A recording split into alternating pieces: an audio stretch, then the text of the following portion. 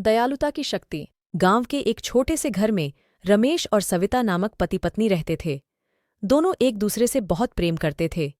रमेश खेतों में काम करता था और सविता घर का सारा काम संभालती थी।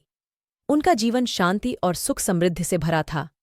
एक दिन गांव में एक शरारती बंदर आ गया।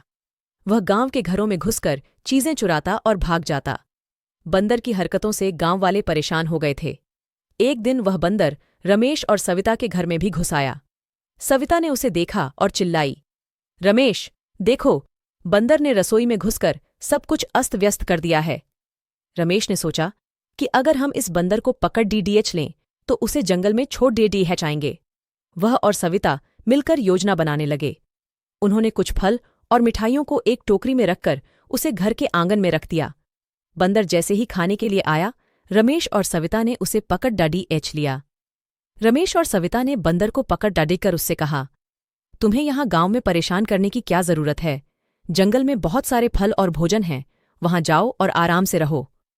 बंदर ने हंसते हुए कहा, मैं तो बस मजे कर रहा था, लेकिन अब समझ गया हूं कि मेरी शरारतों से तुम लोग कितने परेशान हो जाते हो। रमेश और सविता ने बंदर को जंगल में छोड़े डाच दिया, लेकिन उससे पहले सविता ने कुछ फल और मिठाइयां उसे खाने के लिए दीं।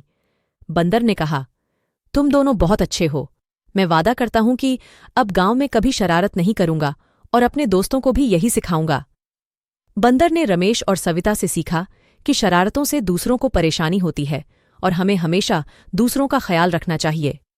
रमेश और सविता की दयालुता और समझदारी ने बंदर को सही रास्ता दिखाया और गांव में फिर से शांति लौट आई। इस कहानी से हमें यह सीखने को मिलता है कि दूसरों की परेशानी को समझना और उसे हल करना बहुत महत्वपूर्ण है।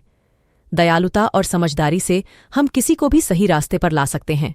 अगर आपको ये वीडियो पसंद आई हो तो हमारे चैनल को लाइक और सब्सक्राइब जरूर करें।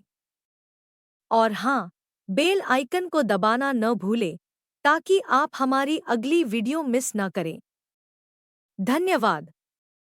मिलते हैं अगली वीडियो में, तब तक के लिए अपना ख्याल रखें और हमेशा प्रेरित रहें।